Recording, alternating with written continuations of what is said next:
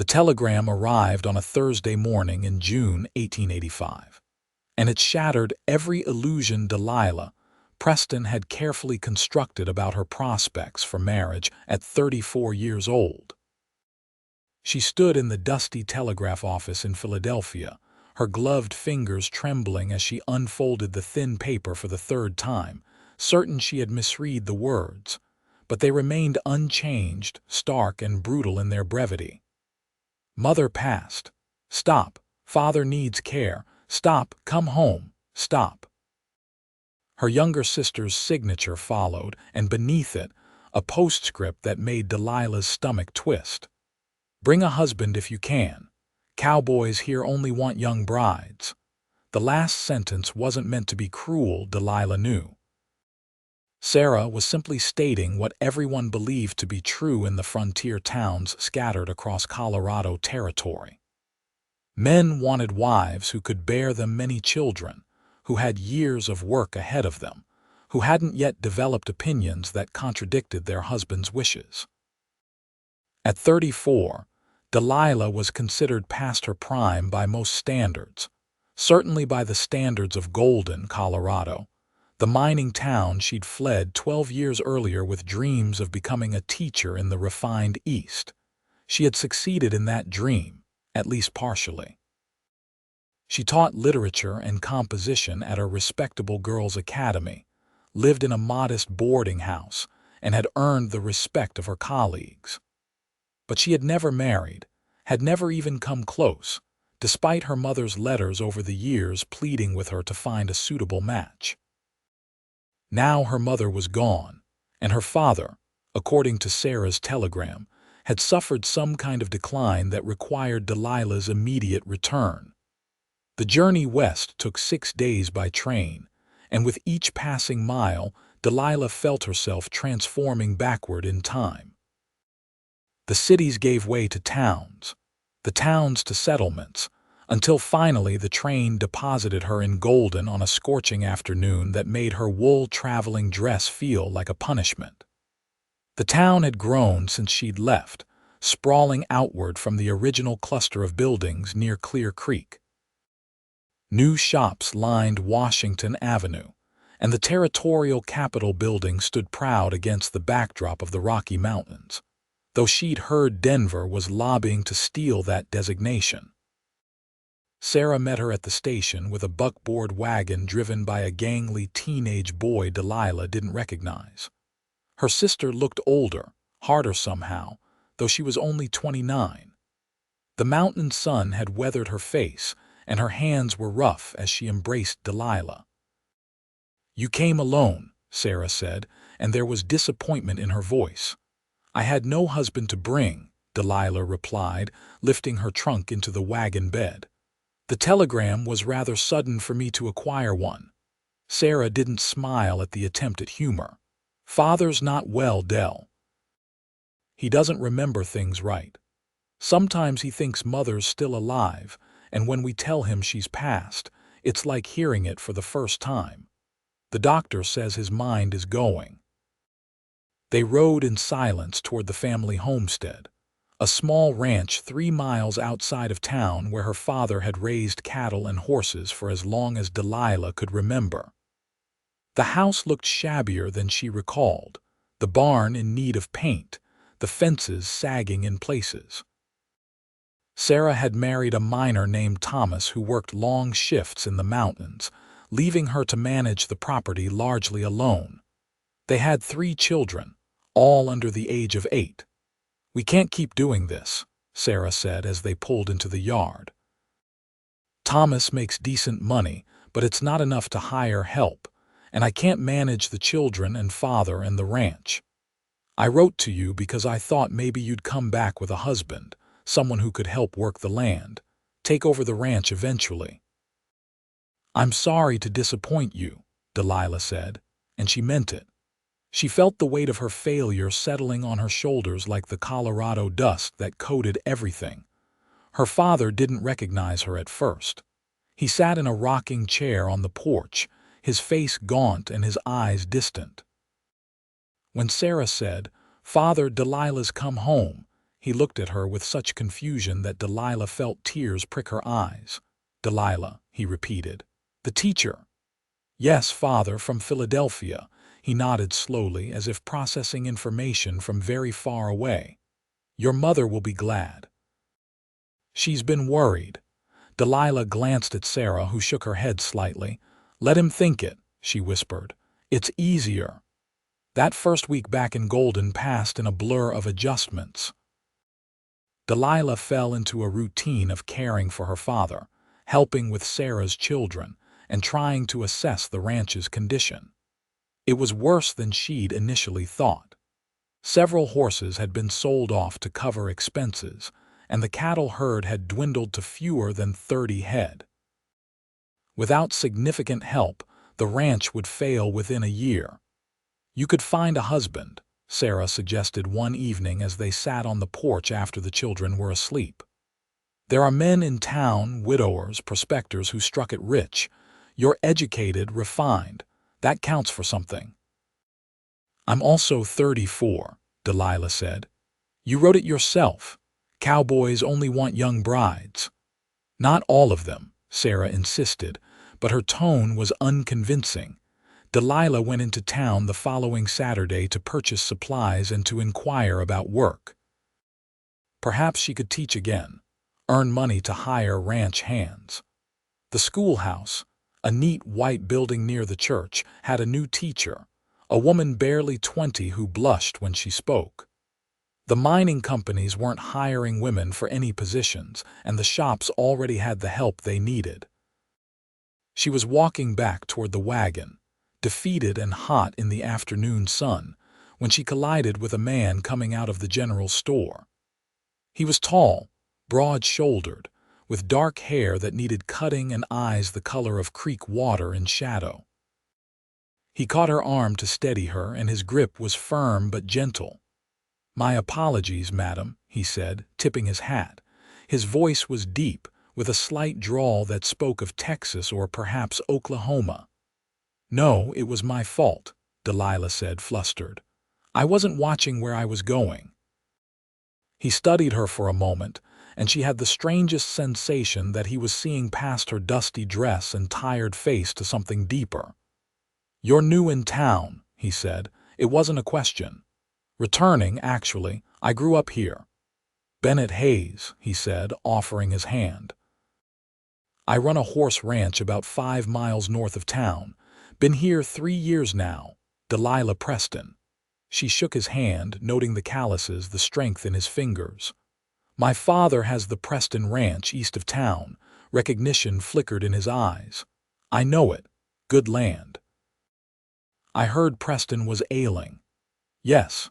She didn't elaborate, suddenly aware of how close they were standing, how people were glancing at them as they passed. "I should go. My sister's expecting me." "Of course." He stepped back, but something in his expression suggested he didn't want to. "Welcome home, Miss Preston." She thought about Bennett Hayes more than she should have over the next few days. There had been something in the way he looked at her, a quality of attention she wasn't accustomed to receiving. Men usually looked past her or through her, dismissing her as too old, too plain, too bookish. But Bennett Hayes had looked at her as if she were worth seeing. She scolded herself for the foolishness of such thoughts. He had simply been polite, nothing more. Besides, a successful rancher like him would want a young wife, someone who could give him sons and work beside him for decades. Not a spinster schoolteacher with more education than sense, and a father whose mind was slipping away. But the following Tuesday, Bennett Hayes rode up to the Preston Ranch in mid-afternoon. Delilah was in the garden, trying to salvage what she could of the vegetable patch Sarah had been too busy to maintain, when she heard hoofbeats. She stood, shading her eyes against the sun, and felt her heart do something foolish in her chest when she recognized him. "Mr. Hayes," she called out, wiping her dirty hands on her apron. "What brings you here?" He dismounted, leading his horse toward the fence where she stood. "I heard in town you might be looking for help with the ranch. I have a hand, good worker, but he's young and still learning. I thought he might benefit from working here part-time, learning different methods, and you'd get the help you need." It was a transparent excuse, and they both knew it. Delilah felt heat that had nothing to do with the sun rise in her cheeks. "That's very generous, but we can't afford to pay much." "He's on my payroll," Bennett said. "Consider it a neighborly gesture." "Neighbors 5 miles apart." She tried to keep her tone light, but her pulse was racing. "In Colorado, that's practically sharing a fence line." He smiled, and it transformed his face from handsome to devastating. "Besides, I remember your father from before he took ill. He helped me when I first came to Golden, gave me advice on the land, the water rights. I owe him." Delilah wanted to refuse, wanted to maintain her pride, but practicality won out. They needed help desperately. "That's very kind. Thank you. His name's Jimmy. He'll come by tomorrow morning." Bennett gathered his reins, preparing to mount, then paused. "Miss Preston, if you don't mind my asking, how long are you planning to stay in Golden?" The question caught her off guard. "I don't know. As long as my father needs me, I suppose." He nodded slowly, something complicated moving behind his eyes. "Good, that's good." Then he swung into the saddle and rode away, leaving Delilah standing in the garden with her thoughts in chaos. Jimmy arrived the next morning as promised, a freckled young man of about 19 who worked with an enthusiasm that both helped and occasionally caused new problems. But he was strong and willing, and he began making immediate improvements to the ranch. He fixed fences, mucked stalls, and helped move the cattle to better grazing land. Bennett came by 3 days later to check on Jimmy's work, or so he said. But he stayed for dinner, charming Sarah with stories of his travels before settling in Colorado, making the children laugh with tales of stubborn horses and ornery cattle. Her father seemed to have a good day, recognizing Bennett from years ago and engaging in coherent conversation about water rights and grazing patterns. After dinner, Bennett and Delilah found themselves alone on the porch while Sarah put the children to bed. The sun was setting, painting the mountains in shades of orange and purple that made Delilah's chest ache with a beauty she'd forgotten during her years in the East. "I miss this," she said softly. "I didn't realize how much until I came back." "Why did you leave?" Bennett asked. He was leaning against the porch rail, his face half in shadow. "I wanted to teach, to see something beyond these mountains. My mother encouraged it. She had ambitions for me that couldn't be fulfilled here." "And did you fulfill them?" Delilah considered the question honestly. "Partially. I became a teacher, a good one. But I think my mother hoped I'd marry well, someone refined and educated. Instead, I just became more educated and less marriageable." "Less marriageable?" Bennett's voice held surprise. "Why would education make you less marriageable?" "Men don't want wives who know more than they do, Mr. Hayes. They want women who'll defer to them, who won't challenge them. And they want young women, women who have years of childbearing ahead of them." "Some men," Bennett said quietly. "Not all men." She looked at him then and found him watching her with that same intense focus he'd had outside the general store. "Most men," she corrected. "Especially cowboys and ranchers. They need practical wives, young and strong. Is that what people told you?" "It's what everyone knows." Bennett pushed off from the rail and moved closer, and Delilah found she couldn't look away from him. "Delilah," he said, and the use of her first name sent electricity down her spine. "May I speak plainly?" she nodded, not trusting her voice. "I'm 36 years old. I've been married before. My wife died 4 years ago in childbirth, along with our son." His voice roughened with old grief. "I loved her, and losing her nearly destroyed me. I came to Colorado to escape the memories, to build something new. And for 3 years I've kept to myself, focused on the ranch, told myself I didn't want or need companionship again." He paused, and Delilah waited, her heart hammering against her ribs. "Then I met you outside the general store, and something shifted. I saw intelligence in your eyes, strength, depth. I saw someone who'd lived, who'd chosen a difficult path and walked it. I saw someone worth knowing, worth more than knowing." "Mr. Hayes," Delilah whispered, but he wasn't finished. "I don't want a young bride who'll simper and agree with everything I say. I don't want someone who hasn't formed her own thoughts yet. I want someone I can talk to, really talk to. Someone who understands that life is complicated and painful and beautiful all at once. Someone who's survived disappointment and kept going anyway." "Why are you telling me this?" Her voice was barely audible.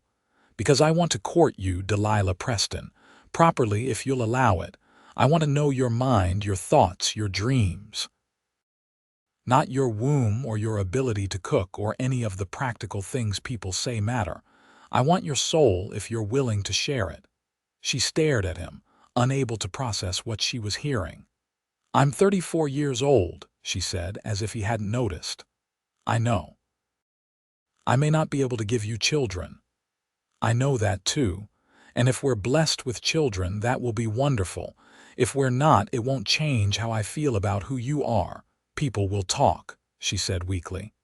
"They'll say I trapped you, that you settled." Bennett laughed, a low, warm sound. "Let them talk. People always do. The question is, what do you want, Delilah?" What did she want? She'd spent so many years focused on what she should want, what was practical, what was possible, that she'd stopped asking herself what her heart desired. But standing here in the purple dusk with this man looking at her as if she were the most fascinating creature he'd ever encountered, she knew the answer. "I want to know you too," she said. "I want to understand why a successful rancher would be interested in a spinster schoolteacher. I want to believe that what you're saying is real." "Then let me prove it to you," Bennett said. "Give me time. Let me court you properly." She agreed, and thus began the strangest, most wonderful summer of Delilah's life. Bennett came by 3 times a week, sometimes 4. He brought books he thought she'd enjoy, and they discussed literature and philosophy late into the evening. He taught her to ride the new mare he'd brought for her use, and she taught him about poetry, reading aloud from Whitman and Dickinson while they sat by the creek. They talked about everything. His childhood in Texas, growing up the youngest of 5 brothers on a ranch that could barely support them all. Her years in Philadelphia, the loneliness beneath the supposed success. His marriage to Rachel, his first wife, how they'd grown up together and married young, how her death had left a hole in him he thought would never fill. Her failed courtships, the men who'd been put off by her education or her age, the slow acceptance that she might never marry. "I used to pray for it," she admitted one afternoon as they rode along the creek. "A husband, children, the life everyone said I should want. But then I started praying for purpose instead, for meaning, and I found that in teaching." "Do you miss it?" Bennett asked. "Teaching?"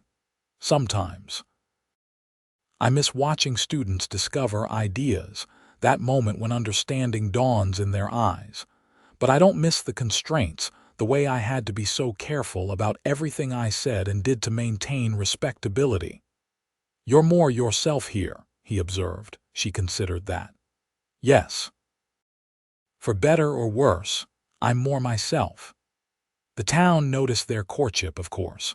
Golden was too small for anything to remain private. Delilah heard the whispers when she went to market, saw the looks exchanged between the other women. Some were envious, some skeptical, some openly disapproving.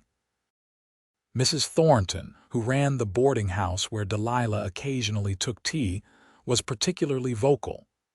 "It's unseemly," she said one afternoon, her voice pitched just loud enough for Delilah to hear. "A woman her age throwing herself at a successful man like Bennett Hayes. He's just being kind, anyone can see that. He'll tire of her soon enough and find a proper young wife." The word stung. even though Delilah had thought them herself in darker moments. But Sarah, surprising her sister with fierce loyalty, turned on Mrs. Thornton with blazing eyes. "Bennett Hayes is courting my sister because he's a smart man who recognizes quality when he sees it. If you're bitter because your own daughters couldn't catch his attention, that's your problem, not ours." Mrs. Thornton left in a huff, and Delilah hugged her sister tightly. "Thank you." "It's true," Sarah said. "I was wrong what I wrote in the telegram. I thought cowboys only wanted young brides because that's what we're taught to believe. But Bennett wants you, Del. Anyone with eyes can see it. He looks at you like you're water in the desert." But doubt crept in nonetheless. Late at night, Delilah lay awake wondering if Bennett was simply lonely, if she was convenient, if he'd eventually realize what everyone else seemed to think was obvious, that he could do better. Her father's condition worsened as summer progressed. He had fewer good days, more confusion, more moments when he didn't recognize anyone. Delilah sat with him for hours, reading aloud, holding his hand, telling him stories about her life in Philadelphia that he wouldn't remember the next day. Bennett helped without being asked, sitting with her father when Delilah needed rest, speaking to him with patience and kindness even when the old man thought Bennett was someone from decades ago. "He was a good man," Bennett said one evening after her father had finally fallen asleep. "You can see it, even now, the core of who he was." "I wish you'd known him before," Delilah said, wiping tears from her cheeks. "He was so strong, so certain of everything. Watching him fade is unbearable." Bennett pulled her into his arms, and she let herself lean against him, drawing strength from his solid presence. They hadn't kissed yet, hadn't done more than hold hands, but this embrace felt more intimate than anything Delilah had experienced. This was comfort, understanding, shared grief. "Death doesn't erase who someone was," Bennett said quietly. "Your father built this ranch, raised daughters who are strong and capable. He helped me when I needed it. That matters. That remains." In August, a traveling preacher came through Golden, and Sarah suggested she and Thomas renew their vows in a small ceremony at the church. It would be a celebration, she said, something joyful to counter all the sadness of their father's decline. Delilah agreed, though she felt a pang of envy she tried to suppress. Sarah had found her love, imperfect but real. Would Delilah ever have the same? The ceremony was simple but moving. Thomas, rough-edged and gruff most days, looked at Sarah with such devotion that Delilah had to look away, the intimacy of it too much. Bennett stood beside her, and when the preacher spoke about love enduring through hardship, she felt Bennett's hand find hers, their fingers intertwining. After the ceremony, there was a small gathering at the ranch. Neighbors brought food, children ran wild in the yard, and someone produced a fiddle. Dancing began as the sun set, and Bennett bowed formally before Delilah. "May I have this dance?" She'd never been a graceful dancer, but in Bennett's arms, she felt coordinated, even elegant. He led her through the steps with confidence, and other couples swirled around them. But Delilah was aware only of him, the warmth of his hand on her waist, the way he looked at her as if memorizing every detail of her face. "Delilah," he said as the song ended and another began, "I need to tell you something." Her heart seized. This was it, she thought. He'd realized his mistake. He'd say they should just be friends, that he wasn't ready for more, that he needed someone younger after all. "I'm in love with you," he said. The world seemed to stop. People kept dancing around them, the fiddle kept playing, but Delilah heard nothing except those 5 words echoing in her head. "You can't be," she whispered. "Why not?" He pulled her closer, improper by social standards but perfect nonetheless. "I've spent 3 months getting to know you, and every day I've fallen deeper. You're brilliant, kind, funny, resilient. You challenge me. You make me think about things differently. When I'm with you, I feel alive in a way I haven't since Rachel died. When I'm not with you, I'm thinking about when I will be. Bennett, I don't know what to say. Say you feel something too. Say I'm not alone in this. She looked up at him, this man who'd appeared in her life when she'd least expected it, who'd seen past her age and her spinsterhood to the woman beneath. I'm terrified, she admitted. I'm terrified this isn't real, that you'll wake up and realize you've made a mistake, that everyone's right and you should want someone younger, prettier, more suitable. Look at me, he commanded gently. When she did, his eyes were fierce. You are not a mistake. This is not a mistake. I don't want anyone younger or prettier or more suitable. I want you, Delilah, your mind, your heart, your soul, all of it. I love you, she said, the words tumbling out before she could stop them. I've been trying not to, trying to be sensible, but I do. I love you. He kissed her then in front of everyone, a claiming kiss that left no doubt about his intentions. When they finally broke apart, the fiddle had stopped and people were staring, but Delilah didn't care. Let them stare. Let them gossip. For the first time in her life, she felt chosen, truly chosen, not for what she could provide but for who she was. Bennett proposed officially the next morning, arriving at dawn with a ring that had belonged to his grandmother. He did it properly, asking Delilah's father first during one of the old man's clearer moments. Her father, confused but sensing the importance of the occasion, gave his blessing. Then Bennett found Delilah in the garden, knelt in the dirt and asked her to marry him. I don't have much to offer, he said, though they both knew that wasn't true. His ranch was prosperous, his future secure. But I can promise you respect, partnership, and love that sees you for exactly who you are. I want to build a life with you, Delilah. Not because I need a wife to cook and clean and bear children, though if you want those things too, that's wonderful. But because I need you. Your thoughts, your perspective, your presence. I'm asking you to share your life with me, your whole self, nothing held back. Yes, she said, tears streaming down her face. Yes, yes, yes. They married in September, a simple ceremony in the church with Sarah and Thomas as witnesses. Delilah wore her mother's wedding dress, altered to fit, and carried wildflowers from the mountain meadows. Bennett wore his best suit and couldn't stop smiling. When the preacher pronounced them husband and wife and Bennett kissed her, Delilah felt something settle in her chest, a rightness she'd never experienced before.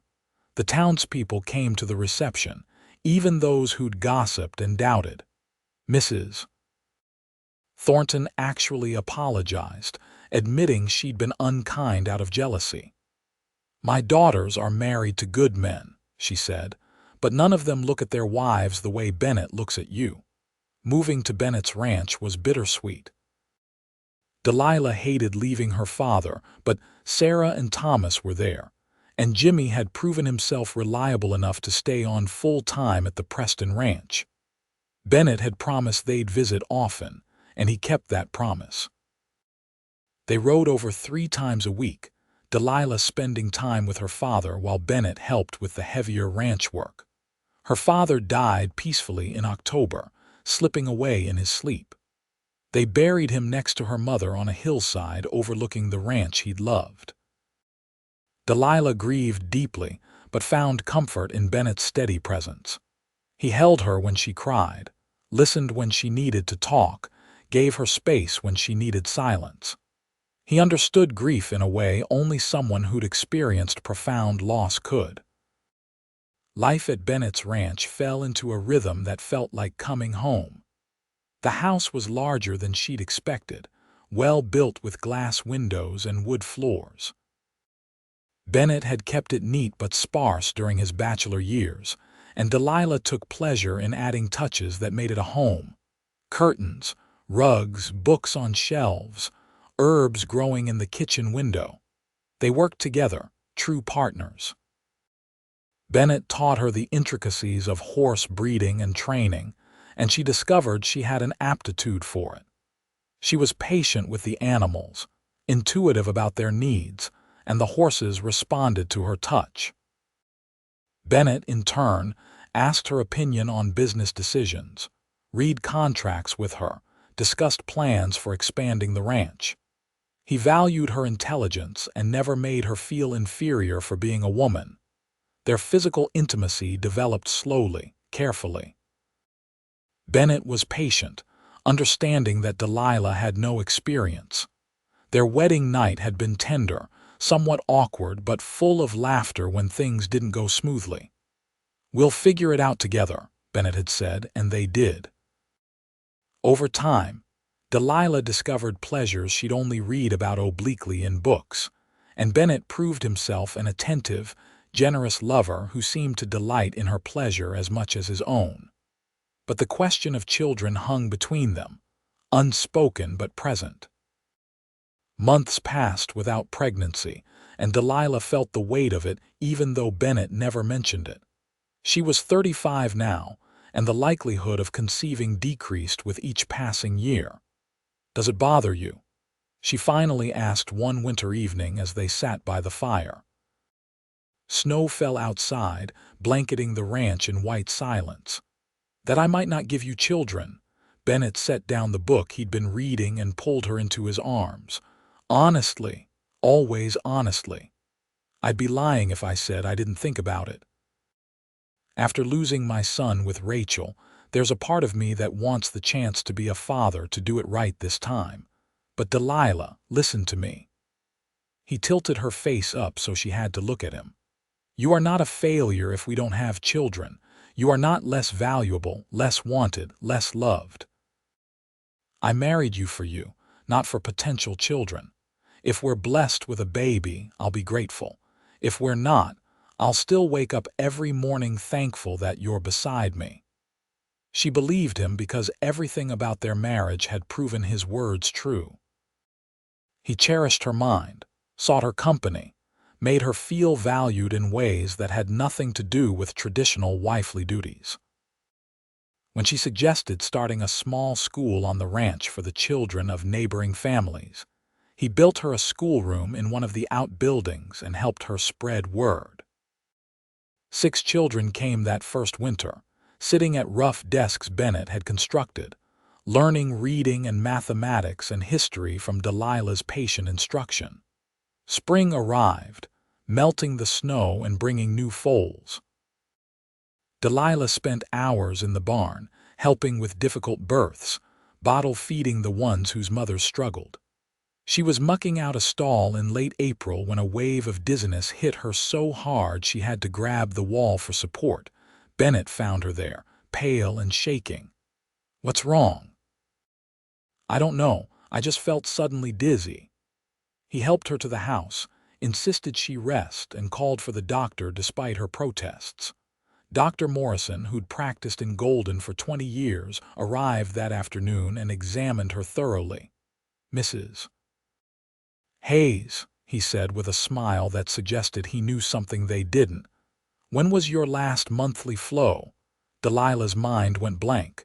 She'd been so busy with the ranch, the school, life with Bennett that she hadn't noticed. "I don't know, January maybe, and it's late April now, Doctor." Morrison nodded. "I'd say you're about 3 months along. Congratulations." The word seemed to echo in the room. Pregnant. She was pregnant. At 35, after believing it might never happen, she was carrying Bennett's child. Bennett looked stunned, then overjoyed, then terrified. "Is she all right? Is the baby all right? What does she need to do?" Dr. Morrison laughed. "She needs to rest more, eat well, and try not to worry. Though at her age we'll need to be careful. I'll want to check on her regularly." After the doctor left, Delilah and Bennett sat together in stunned silence. Finally, Bennett said, "How do you feel about this?" "Scared," she admitted. "I'm older and Dr. Morrison said there are risks, but also happy. Incredibly, impossibly happy. Bennett, we're going to have a baby." He kissed her with a gentleness that brought tears to her eyes. "I love you. Whatever happens, whatever comes, I love you." The pregnancy progressed smoothly at first. Delilah experienced morning sickness that lasted most of the day for several weeks, but eventually it passed. Her body changed, growing round in ways that fascinated and sometimes alarmed her. Bennett was attentive to the point of being overbearing, insisting she stop riding, limit her teaching, rest constantly. "I'm pregnant, not fragile," she protested when he tried to prevent her from carrying a basket of vegetables from the garden. "You're precious," he countered. "Both of you are. Let me take care of you." She learned to accept his care, even appreciate it. But she also insisted on maintaining some independence, continuing to teach her small school until she was 7 months along, and movement became difficult. Sarah visited often, bringing her children and offering advice from her own pregnancies. "It's different when you're older," she said honestly. "Your body doesn't bounce back as easily. But you're strong, Del. You can do this." In early November, when the first snow was falling and the mountains were white-capped sentinels, Delilah went into labor. It started in the early morning, sharp pains that woke her from sleep. Bennett immediately rode for the doctor while Sarah, who'd come to stay for the final weeks, helped Delilah prepare. The labor was long and difficult. Hours stretched into a full day, then into night again. Pain consumed everything, waves of it that left Delilah gasping and crying out. She heard Bennett's voice somewhere beyond the pain, pleading with her to hold on, to stay strong. She heard Dr. Morrison giving instructions, Sarah's soothing words, but it all seemed distant, separate from the primal struggle her body was engaged in. Finally, as dawn broke on the second day, she felt a tremendous pressure and then sudden relief. A baby's cry filled the room, strong and indignant, and Delilah collapsed back against the pillows, sobbing with exhaustion and relief. "It's a boy," Dr. Morrison announced. "A healthy, strong boy." They placed him on her chest, this tiny squalling creature with dark hair and a red face. Delilah stared at him in wonder, unable to believe he was real, that he was hers. Bennett appeared at her side, his face wet with tears, and together they gazed at their son. "He's perfect," Bennett whispered. "You're perfect. God, Delilah, I was so scared." "So was I," she admitted. "But he's here. He's really here." They named him Daniel Benjamin Hayes. Daniel after Delilah's father, Benjamin for Bennett's father, who died when Bennett was young. The baby thrived, nursing well and growing rapidly. Delilah had worried she wouldn't know how to be a mother, but instinct seemed to guide her, and Bennett was involved in every aspect of Daniel's care in ways that surprised even him. "My father was distant," he explained one night as he walked the floor with a fussy Daniel. "I want to be different. I want Daniel to know his father loves him, is present with him." Those first months were exhausting in ways Delilah hadn't anticipated. She was constantly tired, her body slowly recovering from the ordeal of birth. But watching Bennett with their son, seeing the gentleness with which he held the tiny body, the way he talked to Daniel as if the baby understood every word, made everything worthwhile. Winter passed into spring, and Daniel grew from a helpless infant into a baby who smiled and cooed and began to recognize his parents' faces. The ranch work continued, and Delilah gradually resumed her teaching, now with Daniel sleeping in a cradle in the corner of the schoolroom. The children were enchanted with the baby, and the older girls helped watch him during lessons. Life settled into a new rhythm, busier and more chaotic than before, but richer somehow.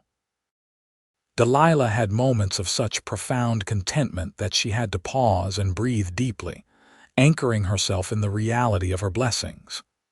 She, who'd been told she was too old, too educated, too unmarriageable, now had a husband who loved her deeply and a son who bore both their features.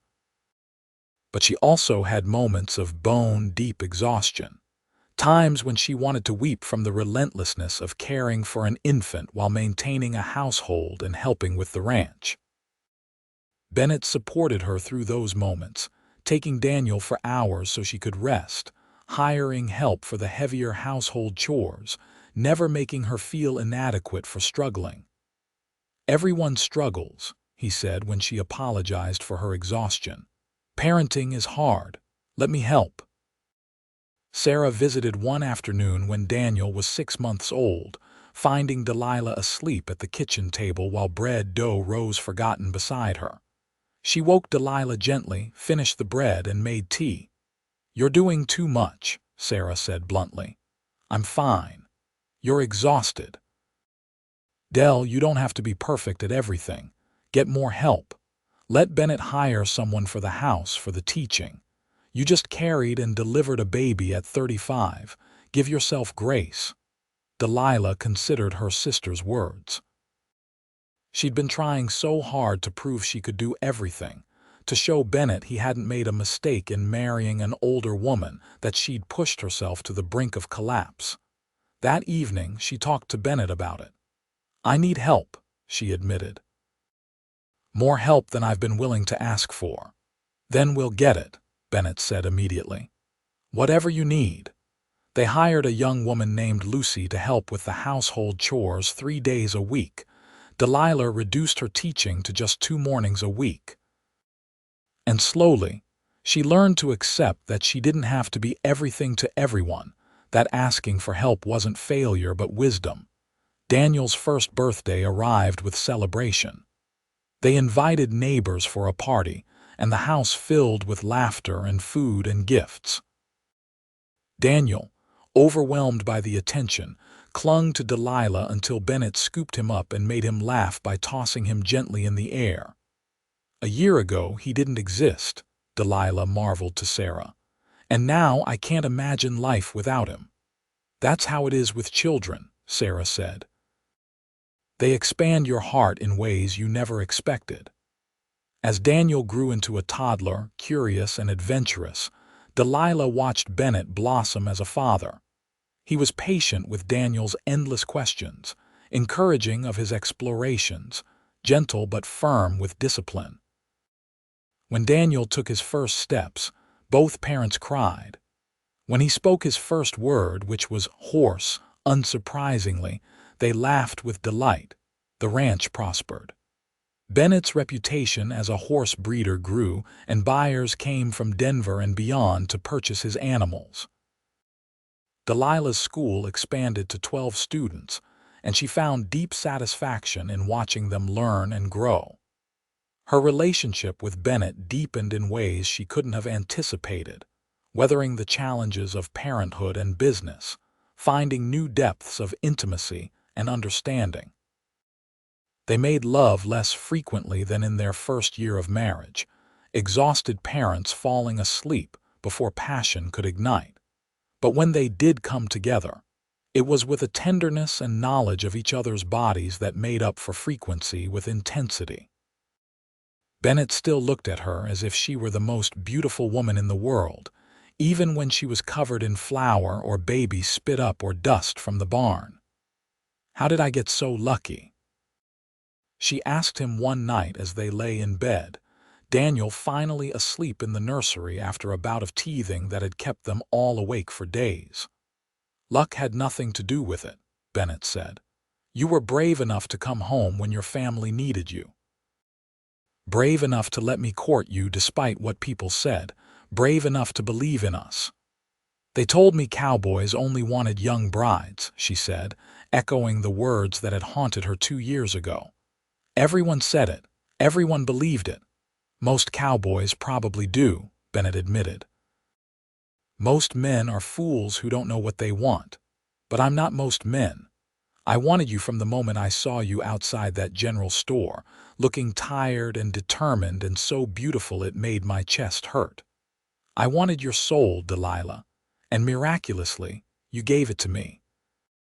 She kissed him then, pouring into that kiss all her love, gratitude, and wonder at the life they'd built. When they finally broke apart, she said, "I gave you my soul and you gave me yours, "Fair trade, I'd say," he laughed, pulling her closer. "The best trade I ever made." 2 years later, when Delilah was 38, she became pregnant again. This pregnancy was harder than the first, her body less resilient, the nausea more persistent. But Dr. Morrison monitored her closely, and in the spring of 1889 she delivered a daughter. They named her Rachel Sarah, for Bennett's first wife and Delilah's sister, a joining of past and present that felt right. Rachel was easier than Daniel had been, a calm baby who slept well and smiled often. Daniel, now 3, was fascinated by his baby sister, wanting to help with everything. The house rang with noise and life, sometimes chaotic, often exhausting, but always full of love. Delilah's teaching paused again during Rachel's infancy, but she found she didn't mind as much this time. She was learning that life had seasons, that her worth wasn't tied to constant productivity, that being present with her children while they were small was its own kind of teaching. Bennett, now 41, showed no signs of slowing down. He worked hard, expanding the ranch's operations, but he also made time for family. Every evening he came in from the barn for dinner, no matter how much work remained.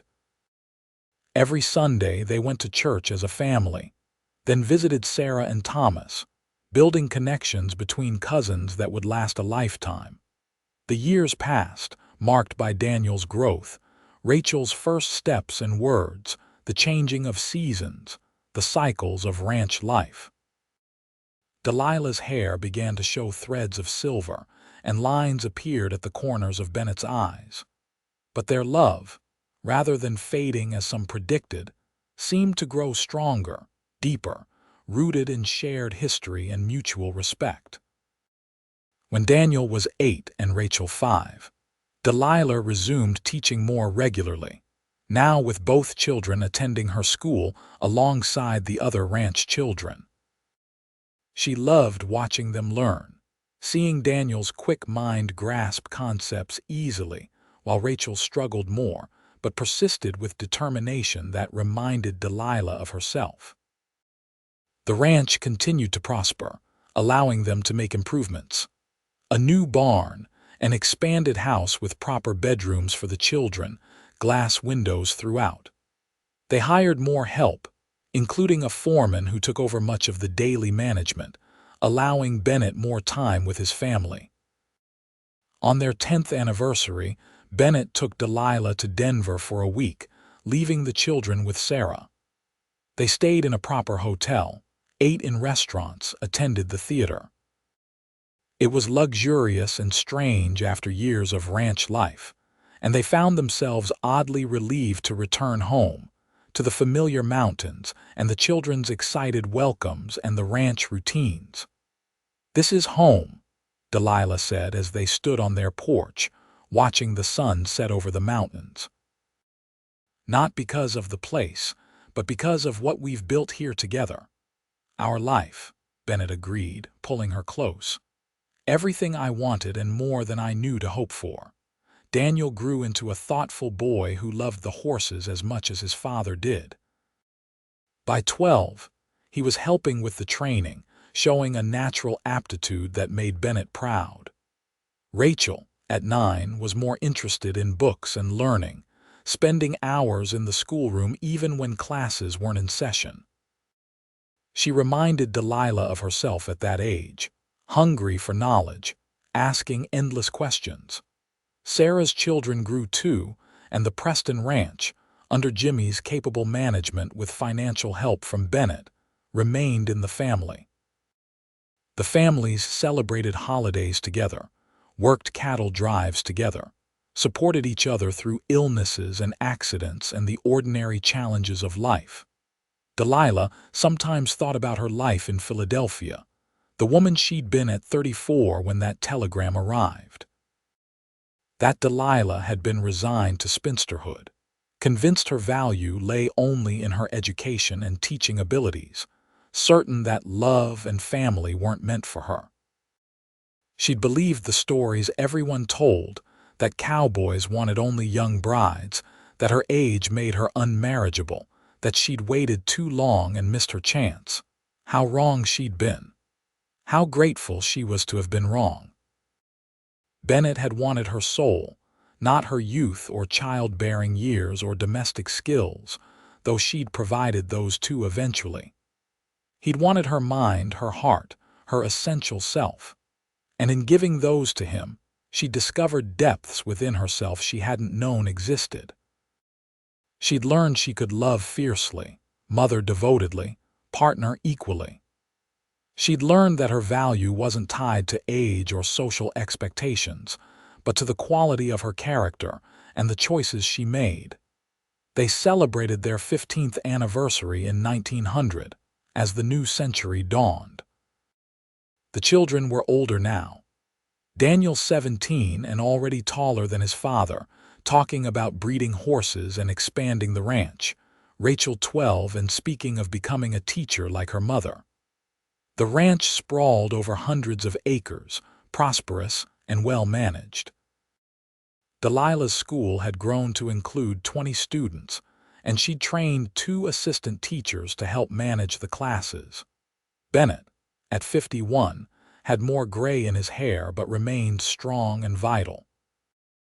They'd weathered 15 years of marriage, the joys and sorrows, the mundane and the extraordinary.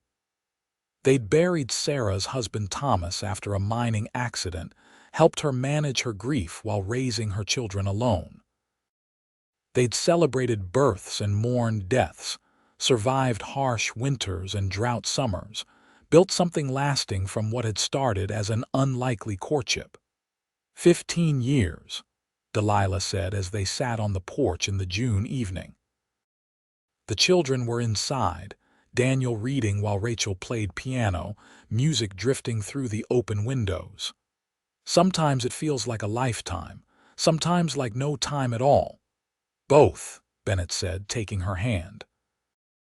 Their fingers intertwined automatically, a gesture so familiar it required no thought. A lifetime and a moment. That's what happens when you're happy, I think. Time moves differently. Do you ever regret it? She asked, though she knew the answer. Choosing me instead of someone younger who could have given you more children, more years. Bennett turned to look at her fully, his creek water eyes serious. Delilah Hayes, I have never for one moment regretted choosing you. You gave me a partnership I never dreamed possible. You gave me 2 incredible children. You gave me your soul, which was all I ever wanted. Choosing you was the smartest thing I ever did. Even though I'm 50 now with gray hair and wrinkles and a body that's borne 2 children, especially because of those things. They're proof of our life together, the story written on your body and mine. I love you more now than I did when we married, Delilah. Every year, every day, I fall deeper in love with who you are. She believed him because his actions had proven his words true for 15 years. He'd never made her feel less valuable as she aged, never looked at younger women with longing, never suggested she was lacking in any way. He'd partnered with her in raising their children, managing the ranch, building their life. He'd respected her intelligence, valued her opinions, cherished her presence. As they sat there in the gathering dusk, Delilah reflected on the journey that had brought her here, the telegram that had shattered her resignation, the cowboy who'd seen past her age to her soul, the love story that everyone had said was impossible for a woman her age, that had somehow become the defining relationship of her life. Daniel came outside, tall and handsome at 17, so like his father, it sometimes took Delilah's breath away. Mother, Rachel wants to know if she can stay up late to finish her book. What book? Delilah asked, pride and prejudice. She says she's almost done and she has to know how it ends. Bennett laughed. Let her finish. I remember when your mother was teaching that book before we were married. She talked about it with such passion I almost read it myself. Did you? Delilah asked, eventually, After we were married and you kept quoting it, I wanted to understand what moved you so deeply. And did you? I understood that Elizabeth Bennet was valued for her mind and spirit, not just her beauty or youth. That Darcy learned to see past superficial qualities to the woman beneath. That love isn't about convenience or social expectations, but about genuine connection between souls. He smiled. Sound familiar? Our story, Delilah said softly. In a way. Except ours is better, Bennett said, because it's real. Daniel, listening to his parents' exchange with the patience of a young man accustomed to their romantic conversations, grinned. I'll tell Rachel she can finish her book. And that someday she should find someone who loves her the way father loves you, mother. After he left, Delilah leaned her head against Bennett's shoulder. We did well, she said. With him, with Rachel, with all of it. We did, Bennett agreed. We're doing well. Present tense. We're not finished yet, Delilah. We have years ahead of us still. And they did. Years of watching Daniel take over more of the ranch operations, eventually marrying a spirited young woman from Denver who loved ranch life. Years of watching Rachel attend university, the first woman in either of their families to do so, eventually becoming a teacher as she'd planned. Years of grandchildren, 5 in total, who called the ranch their second home and learned to ride horses under their grandfather's patient tutelage.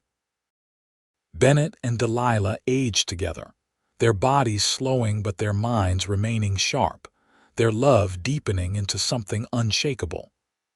They celebrated 25 years of marriage, then 30, remarkable milestones for a couple that everyone had once doubted. The town of Golden grew around them, becoming more civilized, less wild. Colorado achieved statehood, then thrived. The world changed, bringing automobiles and telephones and technologies that would have seemed impossible in 1885. But the ranch remained, a constant in the shifting landscape, and at its heart were Bennett and Delilah Hayes, living proof that love could begin at any age, that souls recognized each other regardless of society's expectations. When Delilah was 65, she finally retired from teaching, her body no longer able to maintain the schedule. But she continued to tutor individual students, particularly girls who wanted education beyond what was typically offered. She wrote letters to former students now scattered across the state and country, maintaining connections that enriched her later years. Bennett, at 66, handed over most of the ranch management to Daniel, but still spent every day working with the horses. I'll stop when I can't walk, he told Delilah when she suggested he slow down. The horses keep me young. They marked their 40th anniversary in 1925, surrounded by children, grandchildren, nieces, nephews, and friends. The celebration was large and joyous, a testament to the life they'd built together. As they cut the cake, Bennett whispered to Delilah, 40 years, almost as long as you'd been alive when we met. The best 40 years, she whispered back, worth waiting for. At 72, Bennett's heart finally gave out. He died as he'd lived, working with a horse he loved, Daniel, at his side. He simply stopped, pressed a hand to his chest, and collapsed. By the time Delilah reached the barn, he was gone. The grief was profound, crushing, a pain that seemed to split her in two. They'd had 37 years together, which everyone said was more than most people got, but it wasn't enough. It would never have been enough. She wanted 40 more years, 50, infinity. They buried Bennett on a hillside overlooking the ranch, next to plots reserved for Delilah when her time came. The funeral drew hundreds of people, testimony to the respect Bennett had earned in his years in Golden. But it was Daniel's eulogy that made Delilah weep. My father taught me many things, Daniel said, his voice thick with emotion. How to train horses, how to manage a ranch, how to be a good neighbor. But the most important thing he taught me was how to love completely. I watched him love my mother every single day for 37 years. He never took her for granted, never treated her as less than his equal, never stopped looking at her as if she were the most incredible woman in the world. That's the legacy I want to carry forward. That's who I want to be. Delilah lived another 8 years without Bennett. They were lonely years in many ways, the bed too large, the house too quiet without his presence. But they were also full of love from her children and grandchildren, rich with memories of the life she and Bennett had built. She spent her days writing letters, spoiling her grandchildren, and waiting for the day she'd see Bennett again. She died peacefully in her sleep at 86, in the bed she'd shared with Bennett for 37 years. Rachel found her in the morning, looking peaceful, a slight smile on her face as if she'd seen something wonderful. They buried her next to Bennett, their graves overlooking the ranch that had been the center of their shared life. On her headstone, beneath her name and dates, Daniel had carved a simple phrase. She gave him her soul, and he treasured it forever. The ranch continued through the generations, Daniel's children and then their children maintaining the land and the traditions Bennett and Delilah had established. And always, the story was told of the unlikely romance between a spinster schoolteacher and a widowed rancher, the love that everyone had said was impossible, that had proven to be the most enduring thing either of them ever accomplished. They'd been told that cowboys only wanted young brides. They'd been told that a woman past 30 had no prospects. They'd been told that love required youth and beauty and childbearing years. But Bennett had wanted only Delilah's soul, and in giving it to him, she'd received his in return, and together they'd built a love story that defied every expectation, transcended every limitation, and lasted beyond death itself into the memories and lives of everyone they touched. In the end, that was the truth no one had told her. That love wasn't about age or beauty or social expectations. It was about two souls recognizing each other, choosing each other, and building something lasting from that choice. It was about respect and partnership, and growing together through all the seasons of life. It was about a man who'd looked past everything superficial to see the woman beneath, and a woman brave enough to believe him when he said she was all he wanted. And it was about proving that sometimes the best love stories begin not in youth but in maturity, when two people know enough about themselves and life to recognize something truly valuable when they find it, and wise enough to hold on to it with everything they have, for as long as they're blessed to keep it.